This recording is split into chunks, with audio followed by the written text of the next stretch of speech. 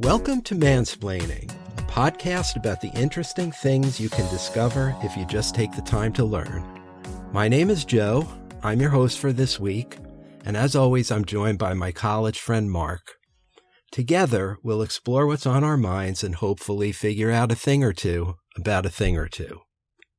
Mark, we're taping this episode on the first Friday in October, and in about an hour, your hometown Seattle Mariners will be playing postseason baseball for the first time in 21 years. And I'm just wondering, is your heart swelling with civic pride? If you had asked me maybe 19 years ago, probably my answer would have been different. But in the time since, I have fallen out of love with the Mariners. And it's not that I hate them now. It's just, it's been so long since I followed them that, like, there are multiple teams here in Seattle, like the Seattle Sounders, the soccer team. And right. I like soccer, but I don't watch soccer. And so if the Sounders make the playoffs, I'm aware of it, but I don't really care. Right. And it's sort of the same now with the Mariners. And so the sad irony is that I was living and dying by the Mariners through a good number of those consecutive seasons when they failed to reach the playoffs. Yes. And now that they finally have, it's the moment at which it doesn't really touch me anymore. That's a shame. They got an exciting team this year. Yeah, I think larger than that, I've taken a hard look at how spectator sports fit into my life and whether or not they benefit me. And as you know, I used to be a huge football fan, and I'm also watching the Seahawks a lot less because I've decided to reclaim some of that time for things that actually make me feel a little bit better in the long run than watching football and baseball teams lose. Yeah, well, I can't blame you for that. So this week's question, I feel, as I mentioned at the end of our last episode, is kind of a companion piece to an earlier episode of Mansplaining, episode number 9, just in case you want to check it out. And that one was about whether movie theaters would still exist in a generation as more and more people start to watch films on mobile devices and other small screens. We had a really interesting conversation about that. But today's question focuses more on the content produced for the big screen versus the small screen. And as I put it to you a couple of weeks ago, it's my impression that the offerings on TV and streaming, for that matter, are much more compelling than what we get at the movies these days. And I do think I didn't mention this last time, but I would broaden the definition of the small screen to mean not just TV, but also streaming. Sure. Another thing you would watch on a mobile device or your TV screen. So my question to you, Mark, was, has the small screen supplanted the big screen in people's imagination? Is TV capturing the cultural zeitgeist like the movies used to do, but don't do anymore? So what do you think? Well, thank you, Joe, as always, for the question. And I have to say, this was a tough one. I know how to answer a question about facts. The University of Chicago and my graduate school experience taught me how to do that. I'm comfortable with the process of going out, doing my homework, and organizing my response. This one, however, is as much about opinion as it is about verifiable information. And after you posed the question, I spent the first few days just thinking about how I could and should answer it. I hope I came up with a good solution, but I suppose you and our listeners will be the judge of whether I managed to do so. Okay. I'd like to begin answering your question with a quick detour into the meaning of the term zeitgeist, because it has an interesting history of its own. And actually, let's start way back with its pronunciation. You often hear the word pronounced zeitgeist with a Z like in zebra. Right. But I studied German for years, and so I will be pronouncing it like the Germans would, zeitgeist, pronouncing the Z as if it were the letters TS in combination.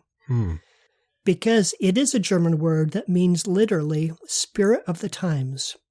And originally it was something spoken of within German philosophical circles in the 19th century. Lots of philosophers played a role in coining and defining the term, but the one most often mentioned is Georg Hegel, who had a theory of history in which every historical period is dominated and to some extent defined by certain ideas. And when those ideas come into contact with a conflicting set of ideas that are held by a rival culture, The resulting conflict and synthesis creates a new historical period. The modern sense of the term is a little different. Merriam-Webster defines it as, quote, the general intellectual, moral, and cultural climate of an era, unquote. And that's the sense in which we'll be using it today. Yeah. That is, the zeitgeist is the set of big ideas you hear discussed in the news that you'll bring up over dinner with friends and which tend to crop up here and there in the media you consume. Right. And I'm asking about, art that captures the spirit of the time in which it was made. Right. And we're here today to ask whether the role that movies used to play in defining America's zeitgeist has been supplanted by shows on television. Right. And with regard to this question, there are certain undeniable truths. First, this may not be the golden age of television, but it is certainly a golden age.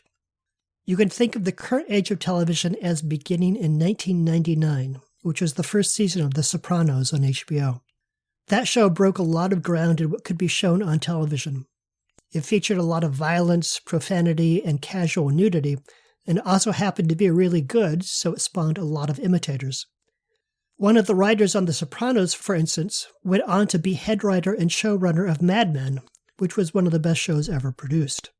The 2000s also gave us The Wire, Breaking Bad, The Handmaid's Tale, and more recently Succession and Better Call Saul, all of which are dark, gritty, and inarguably excellent.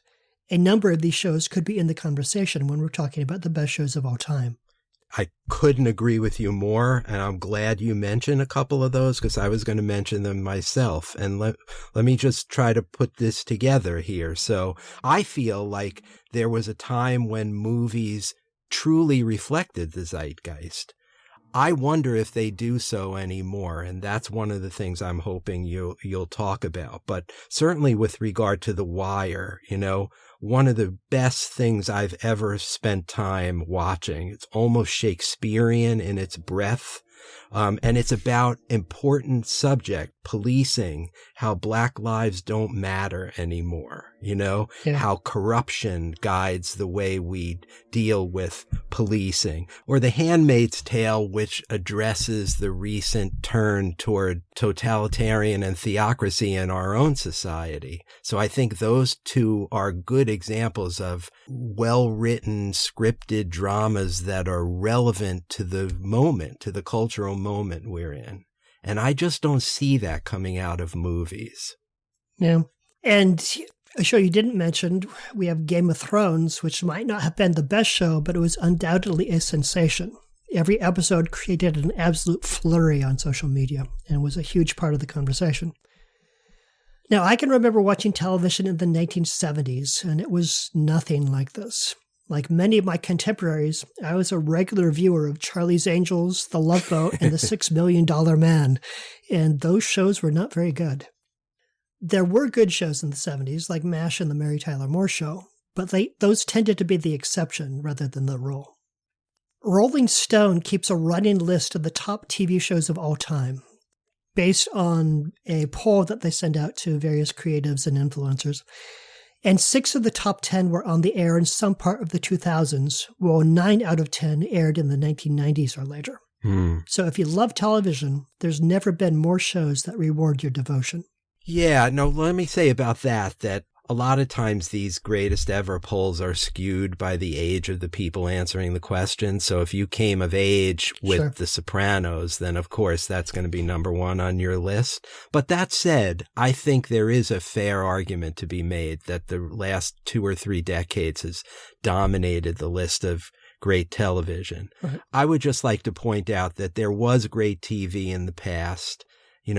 My all-time favorite television series, The Twilight Zone, in my opinion, takes a backseat to nothing else in the history of television. And there are other shows I watched over the years.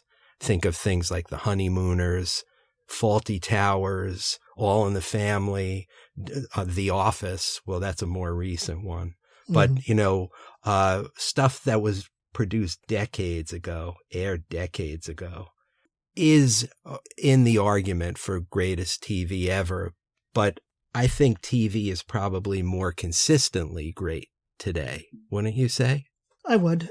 One thing that I noticed as I was going through this is that the shows that stand up for decades, in previous decades, are, for the most part, comedies, which I hadn't really thought of before. But if you talk about great comedies, like the first 10 seasons of The Simpsons, or Cheers, or All in the Family, or MASH, or Mary Tyler Moore Show. How about I Love Lucy? Like, those are the beloved shows, and it's striking how many of those are comedies and how few dramas are still cited today. Yeah, but even those comedies spoke to the era in which they were produced. Right. All in the Family, my goodness, that was about the politics of the 1970s. So it really captured the zeitgeist.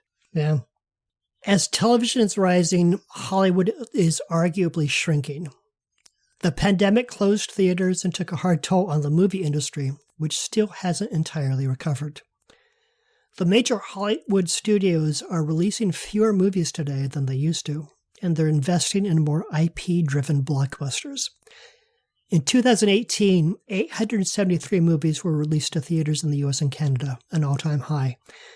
That number dipped slightly to 792 in 2019, then plunged all the way down to 334 in 2020, the first year of the pandemic. It stayed low in 2021. Only 403 movies were released that year, but everyone was expecting 2022 to be a big rebound year. So far, that hasn't materialized. 2022 is obviously still in progress, but the year is off to a slow start. Back in 2019, there were 75 films released to theaters between January and August. This year, there were only 46 theatrical releases in that same period. Wow. In 2019, there were 42 releases in the summer months, but only 22 this year. A lot of movies that would have hit theaters in previous years went straight to streaming. And looking forward to the holiday season, when Hollywood usually loves to pack theaters with potential blockbusters, there are only 4 blockbuster-class movies scheduled this year, while in 2019 there were nearly 24 holiday blockbusters. Wow, that is a steep drop-off. I had no idea. Yeah. Now, there are a number of factors at play here. First, the pandemic forced many studios to reshuffle their release schedules. There are a handful of big-budget MCU movies, for instance, that were supposed to be released this year, but had to be pushed out to next year or beyond. And second, movie studios now have streaming channels at their disposal, and some are deciding that certain types of movies are better released on streaming than in theaters. For example, Disney's boss has controversially decided to send most of the recent Pixar movies straight to streaming, where they are available to a more limited audience. This decision reportedly has ruffled feathers inside of Pixar and is an internal controversy at Disney. I bet.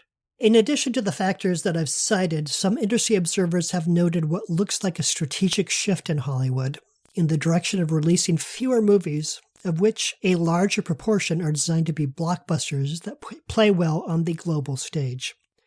We already touched on this way back in episode 9, as you mentioned, but a significant portion of movie profits these days comes from the overseas market. If China doesn't allow you to release your movie in their theaters, or if you do release it, but Chinese viewers don't really care about it, that could shave $100 million off your film's global take. Europe, India, and Russia also represent significant potential markets for American films. So if you're a movie executive, and the only way to keep your job is to maximize profits, you're going to look for movies that will play well overseas. The movie's dialogue and core concepts need to be friendly to translation, and the issues that the movie grapples with cannot include one or more of the things that can get a movie banned in a major market. For instance, prominently featuring homosexual characters if you want your movie shown in China or Saudi Arabia. Right off the bat, you're going to give the green light to fewer comedies, because humor is notoriously difficult to translate, and you'll probably focus on action and adventure rather than films that grapple with difficult social issues that might have cultural references that also don't translate well. These are the movies that will put butts in seats in every part of the world. And those seem to be the bets that Hollywood executives are increasingly making. So far, at least, those bets are doing fairly well. Roughly 40% fewer films have been released this year compared to 2019, but ticket receipts are down only 21%. In short, there are fewer films, but individually those films are making more money. So I would suggest that Hollywood right now is kind of like a baseball team that's packed its lineup with home run hitters. They know they'll see their share of strikeouts, but they're hoping to score runs in bunches. It used to be good enough to have a hit film in North America or Europe or English-speaking countries or whatever, Mm-hmm. But I guess if you're chasing after Indian viewers and Chinese viewers, there must be a feeling that you can't have a blockbuster anymore if only people in America and Western Europe are watching it. Yeah. And I wonder if that's because the audience is so polarized and split up for all the same reasons we have in our politics, that, you can't get 100 million people to watch one episode of a show the way you could for the last episode of MASH 40 years ago, Possibly. I think it might just be math, though. It seems like the ceiling for a movie's success in North America is around $600 million in today's dollars. A runaway success that stays in theaters for months just can't get much above 600 to 700 million. Mm. And the metric for smashing success for a movie these days is $1 billion. And so the only way you're going to get to $1 billion is if you make, at a minimum, $300 million overseas. Right. And it's just really, really hard to do that unless you're in every single market. So I think the success of previous movies just raises the bar. And so then execs and directors and stars are always trying to hit the same mark as before. And so they've kind of painted themselves into a corner where the only route to success is a global route.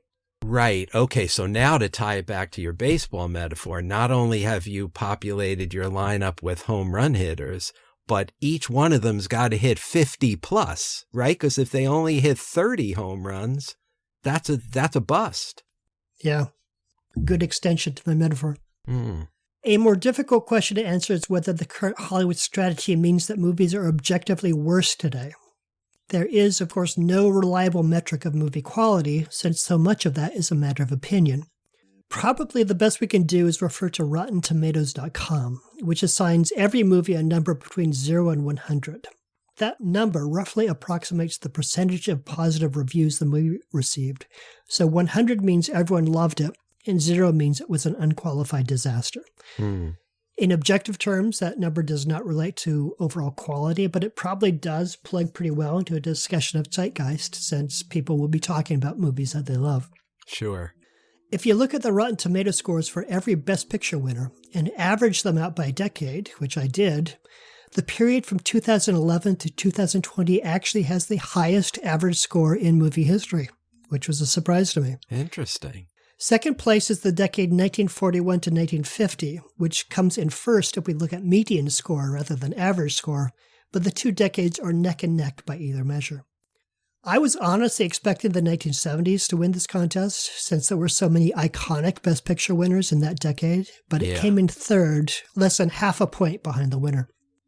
If you're curious which was the worst decade by this measure, it was 1981 to 1990, a period in which Best Picture winners included the relatively low-scoring Out of Africa, Dances with Wolves, and Driving Miss Daisy. In short, everyone is going to have their favorites, but if we're looking at the top of the quality scale, there's not much of an argument to be made that today's movies are objectively worse than what our parents and grandparents enjoyed. That being said, it is undeniable that certain types of movies don't really get made anymore. Romantic comedies, for instance, are famously rare in Hollywood these days, and Netflix has stepped into that gap and financed several romantic comedies of its own. One of the best shows I saw recently was based on a script that studios didn't want to make. The Queen's Gambit was originally written as a movie script, but when Hollywood took a pass, the project shifted to Netflix, where it was turned into a limited series that was eventually nominated for 18 Emmys, of which it won 11. I saw that and I thought it was great. I loved it. Yes. Back in the 1970s, when I cut my teeth as a television viewer, it was career suicide for a film actor to appear on a television series. True. James Garner, for instance, had some success in movie westerns before a long run on The Rockford Files. And despite his popularity in that role, it was decades before he appeared in movies again. Now the situation is radically different. Famous directors like David Fincher are finding creative freedom to pursue passion projects on cable and streaming, while famous actors like Hugh Grant and Nicole Kidman are starring in those shows. So we have two separate but interrelated phenomena.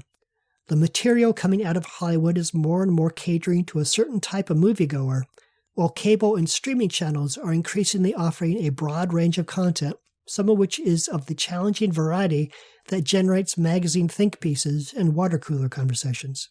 Yeah. On a superficial level, we can therefore answer your question with an unqualified yes. We are enjoying more and more substantial conversations about shows like Breaking Bad and Game of Thrones than we are having about the latest Spider-Man movie. And I don't mean that as a knock on Spider-Man No Way Home. I saw that movie in the theater and I had a great time. It was a lot of fun and did exactly what it set out to do. It is not the sort of movie, though, that is designed to generate reflection or debate. It is more like an amusement park ride. And Hollywood today does feel a little bit like an amusement park. And maybe in part that's because Disney is the most profitable movie machine in operation right now. When you walk into an amusement park, it's filled with roller coaster rides and thrilling experiences. None of the rides need to be explained to you. Even if a ride at Disneyland tries to tell a story, it features characters and settings that you already know by heart. That's the Hollywood blockbuster today. It's based on existing IP, which makes it much easier to market a movie to you, and it focuses on the thrill of the experience. Those movies focus on providing you with a good time, and they often succeed. Top Gun Maverick made almost $1 billion in theaters this year by keeping it simple and executing really well. If, though, you want morally ambiguous characters, socially relevant programming, and the sort of drama that challenges the viewer and requires reflection, you're probably going to have to look for that on television rather than the big screen. I do, however, want to caution us about being too quick to identify which cultural factors define the zeitgeist, because I'm not at all certain that there is such a thing as an American zeitgeist. Neither Hollywood nor the television industry appear to break down viewership by U.S. state. If they do, I wasn't able to find it. But color me skeptical that the same cultural conversations are going on in South Carolina and West Virginia as in New York and California, or even within different segments of those local communities. Increasingly, television subscribers are watching their shows via streaming rather than cable TV, and there are published statistics on streaming subscribers. Netflix is the channel whose subscriber base most closely matches the nation as a whole. The phrase Netflix and chill is equally meaningful to all Americans, but other channels are less of a cross-section of American society. Disney Plus, for instance, skews significantly whiter and younger than the nation as a whole, which makes sense given that Disney princesses, with few exceptions, are young white women. Right. In all fairness, I should mention that Disney has been trying to diversify its programming, the most recent example of which being the casting of a black woman to play Ariel in a live-action version of The Little Mermaid. Yes, and all the controversy that's generating. Yes, yeah. An easy way to identify someone who you should tune yourself out from is if that person complains about Ariel being black on the basis that mermaids are by definition white when mermaids don't exist at all, then that's a person whose opinion you do not need to regularly check in with. Right. And Jesus was a white man too, growing up in the Middle East. Yeah. In the church that I went to when I was a kid, there was a picture of Jesus, and he not only was a white man, he had blue eyes. He was a blue-eyed white man. He wasn't quite Aryan. They didn't go so far as giving him blonde hair, but he was definitely on the road to Aryanship. Yeah. When a show comes out on cable or streaming, it's available only to that channel's subscribers. Conversations about those shows will be driven by subscribers, and those conversations will influence the thinking only within a relatively limited circle. Personally, I don't subscribe to HBO or HBO Max, and I'm not watching House of the Dragon. I've seen articles and discussions of the show on the media sources I consume, but I skip over those articles. If there's a cultural ferment happening around that show, I am deaf to it. And I suspect the same goes for pretty much everyone. I don't think we have a zeitgeist. I believe there are several, probably dozens and possibly hundreds of mini zeitgeists overlapping with one another and not so much in competition with one another as talking past each other. There's a tendency we have when talking about a country to privilege only a small portion of that country and identify it as the single most true and important part. For most of this nation's history, for instance, the experience of middle and upper class heterosexual white people has been defined as, quote, America, unquote, with everyone and everything outside of that circle largely ignored, if not deliberately marginalized.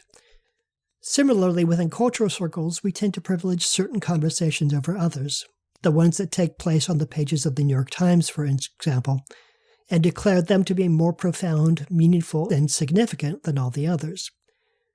That's the sort of view on culture and history that allows you to define a zeitgeist. It's clean, it's simple, and it lends itself to a Hegelian argument about how history is made, but I'd argue it's never been an accurate or complete description of what actually happens in large and diverse societies. So on one level, I completely agree with you, Joe. In the circles I run in, television has stolen a lot of the thunder that movies once possessed. Shows today are worthy of serious conversation, and I spend even more time engaging with those conversations than I do watching the shows themselves. But outsider circles, in other places, my strong suspicion is they would have little to no idea of what we're talking about. But what do you think? Oh, boy, I have a lot of thoughts about this. So first of all, I appreciate your cautionary notes about the zeitgeist. And the word I was struggling to think of a word earlier, and I think the word I wanted was atomized. Mm-hmm. Atomized. I feel like the country viewership is kind of atomized these days. There are 10 people watching this and 20 people watching that and 17 people watching the third thing instead of 10 million people watching one thing. Yeah. Short of the Super Bowl, that basically describes American viewing habits these days. And so there are potentially many different zeitgeists, and I could give all kinds of examples. I heard a lot of buzz about a show called the Black Lady Sketch Show, which I watched because I like to keep my eyes on things that are generating a lot of buzz.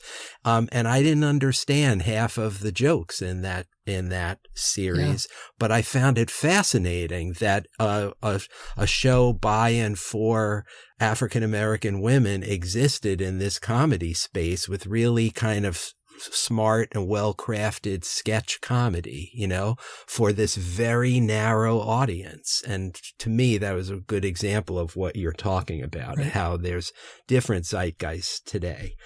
But that said, and this is a much larger conversation,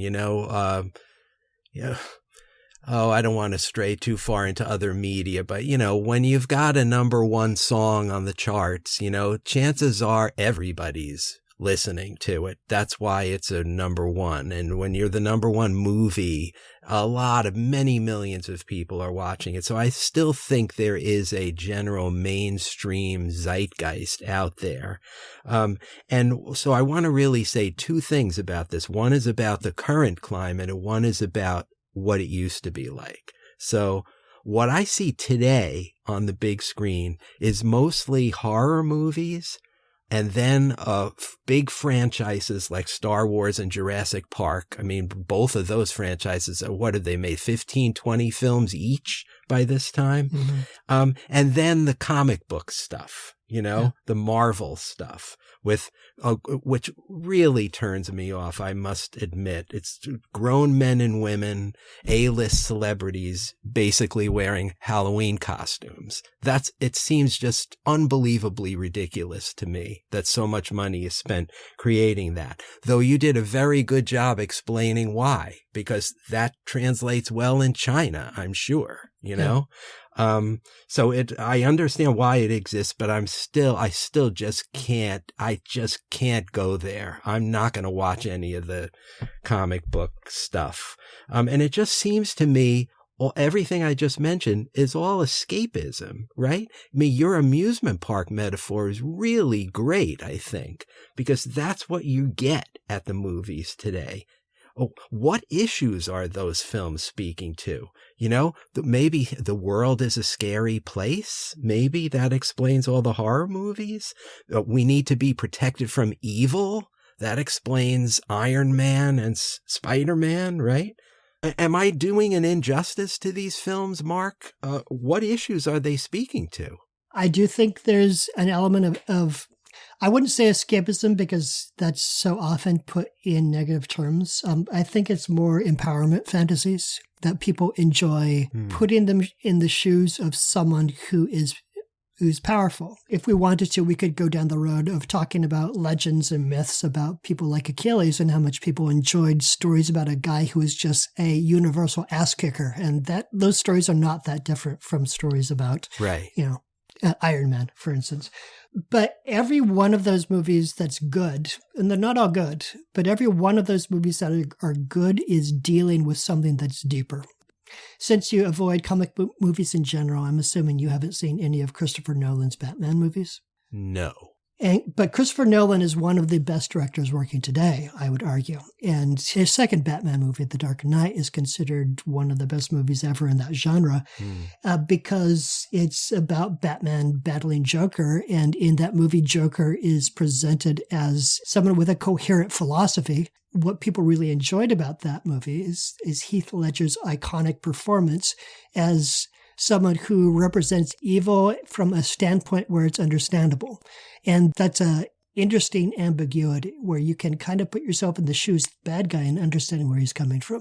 Yeah, but there's a long tradition of that too. You know, one of the best books I read in my freshman year at University of Chicago was Paradise Lost. And I very much related to Satan. Sure. You know? Thought, God, what a schmuck this God is with his ridiculous rules. Satan was where it was at. So I think that's a very deep theme that runs through literature and art for hundreds of years. Right. But it's interesting you found that in Batman. I feel like I'm learning something here.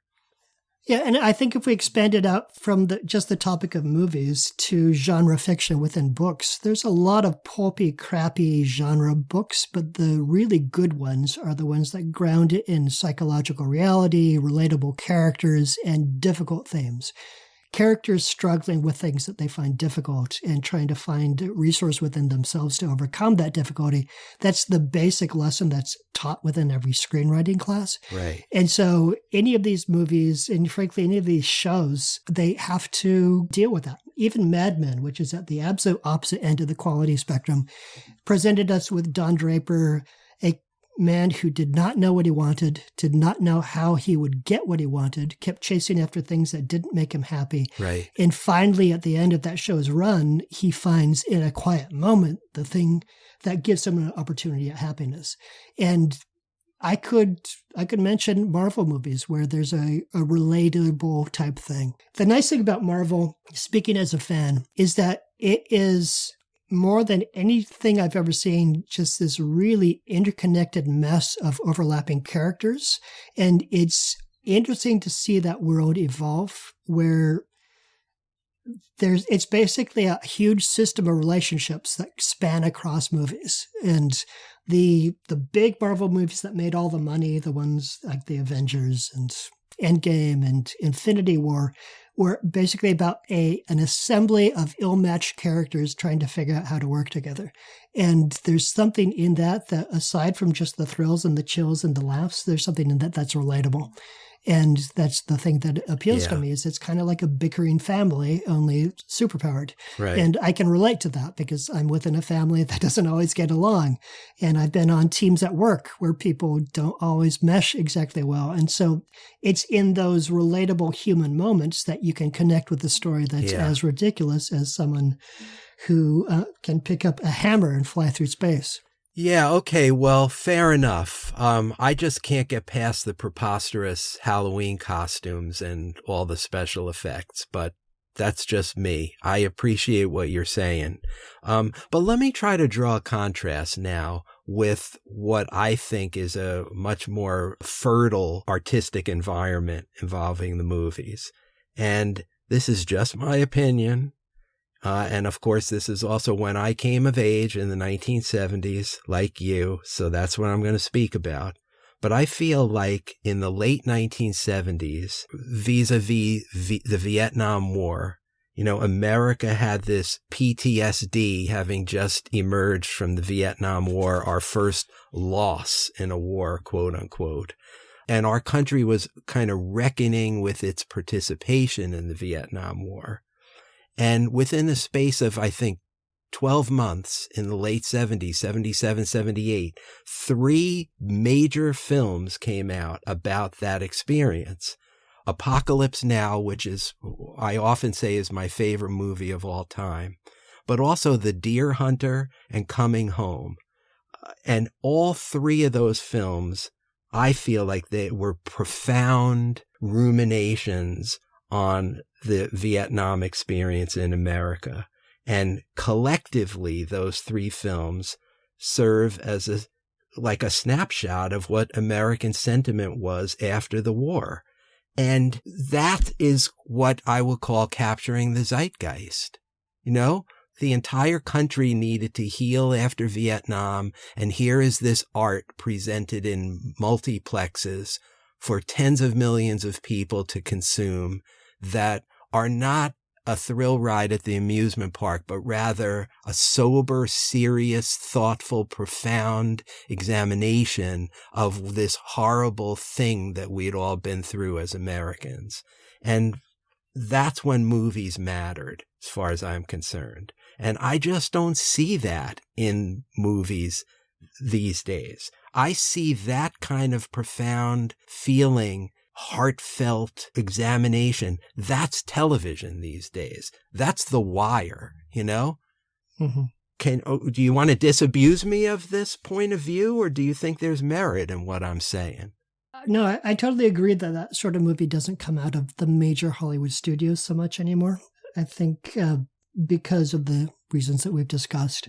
I think if there were a window for that sort of movie to be made, it would be an indie production that somehow gets a theatrical release, but increasingly that's difficult. And so most likely that movie would end up on streaming, and it would be right. Over on the other side of things. I think movies that matter, I feel like something like The Queen's Gambit matters, even though it was about one woman's experience. So it wasn't on the vast stage of America coming to terms with post-Vietnam identity. It didn't have those global stakes, but it was about struggle for identity and dealing with stress and pressure and mental health. And so that felt like a drama that mattered. And I think it's telling that Hollywood said no to that when it was written up as a movie script. I mean, arguably that show was better as 6 episodes rather than as a 2-hour treatment. But still, I think it's telling that ended up on Netflix instead of MGM or Universal. Yes, on the small screen. That's where the action is these days. Yeah. And you've explained the commercial imperatives, but it still feels like it's a shame because the movie theater, as we discussed in our earlier episode, that's a place where America gathers, Like we don't gather on my couch or your couch. We gather in movie theaters. Yeah. And it would be nice to think that we could still have some profound content on the screen that forces people to think deeply about what's going on in the world. Yeah, though I think if you pull out to 20,000 feet, you can see that we have this tendency to think that things that featured in our life are or should be eternal. But if you look back at history, these things are never eternal. Like music halls used to be a place where people would gather. And I'm sure when music halls were starting to struggle, people were like, oh no, it will be a loss for society if the music hall goes under. Yes. Now it's just a feature of history that no one really thinks about. I believe that movie theaters will at some point be a feature of history that no one really thinks about. The question is that going to be 10 years from now or 100 years from now? And I don't have a definitive answer for that. Yeah. But where's the public square then? Yeah, the public square in a post-pandemic context is something that we're still working on. Yeah. And the public square that we're comfortable gathering in. Does that public square need to be physical? Yeah. If it's physical, does that privilege the major urban environments like New York and Chicago and Los Angeles and leave South Carolina and Louisiana out of that conversation? And if so, what are the long-term political impacts of that, of large swaths of our country feeling like they are not part of the conversation. Yes. I think that we are seeing the impact of resentment politics since Trump's rise. Absolutely. And maybe this is part of it. Maybe part of it is growing up in a part of the country where your movies and your television shows are never about you, and thinking, maybe you're thinking, well, I need to get to New York so it can be about me. But maybe you stay in South Carolina and you're just thinking, screw those guys. Yeah, boy, a lot of food for thought there. I mean, you asked what are the implications. I think we're already seeing the implications of this. We're going to elect a bomb thrower like Donald Trump. Because fuck you, fuck all of you, that resentment politics is alive and well now. Yeah. But also, the irony of all these things is that I feel like I keep coming back to The Wire because I think it was just so brilliant and almost Shakespearean in its twists and turns. But The Wire is about those people, the resentful, unappreciated, down and out people. They just happen to be in Baltimore, Maryland in this franchise. But, yeah. Those people are represented in the best stuff that's on the small screen. Yeah. But maybe they're not seeing it. There's both a cost and a benefit to the small screen. The benefit is that they can focus on smaller topics and going deep on those things because they don't need the global appeal that a movie's chasing. The cost is, like I mentioned, no matter where you are, which channel you're placed on, you're only available to viewers of that channel. And that's the downside of the small screen and the further atomization of the viewing audience. So, yeah, I agree. Well, that was really interesting, Mark. Really interesting, thought-provoking answer. I had a feeling this would be a good conversation. Yeah. And sometimes we should take on more subjective issues like this from time to time, I think. I agree. I think we should do that. And I enjoyed this one as well. Yeah. But my question for you for next time is not subjective, though. So we'll have to come back around to it later. Damn you. To take us from a fun topic to something that is not very much fun at all. Russia is having a much harder time in Ukraine than anyone was expecting. By all reports, the Russian military has performed very poorly in that conflict, which took me by surprise because when I grew up, it was a commonplace assumption that Russia's military might was a match for all the NATO nations combined. So my question for you, Joe, what happened to the Russian military? What forces brought it down to this level? And is a Putin-led Russia more or less dangerous if its conventional forces are kind of a mess? Wow. I have to mention, on the heels of this question, I just heard something this morning that apparently President Biden spoke at some gathering last night and warned people that we are as close to nuclear Armageddon as we were during the Cuban Missile Crisis. Yeah. Precisely because the Russian military is performing so poorly in Ukraine and may feel like it needs to use nuclear weapons to get out of the mess they're in there. Yeah. And that's kind of stunning and horrifying. Absolutely. So personally, I mean, I'm partly joking, but partly not. But nuclear Armageddon is not something I feel you need to warn me about because there's nothing I can do to avoid it. And yeah. I would like it to be a sudden last minute surprise rather than something that I am staying awake at night worrying about for weeks or months beforehand. Right. But anyway, I look forward to hearing what you come up with. Yeah, okay. Thanks for the question. Okay, folks, if you have any thoughts about this episode of Mansplaining, you want to comment on this particular episode or other episodes of the podcast, please go to our Facebook page, Mansplaining the Podcast. You can like us, check our sources, leave a comment or a question about what you just heard. You could also suggest topics for future podcasts. We welcome your feedback. We appreciate anything that you send our way. We want to grow this mansplaining audience, and the best way to do that is when you give us a rating or you write a review on whatever app you use to listen to this podcast. If you haven't done that yet, please do it. Please. If you have, thanks for doing it. Thank you.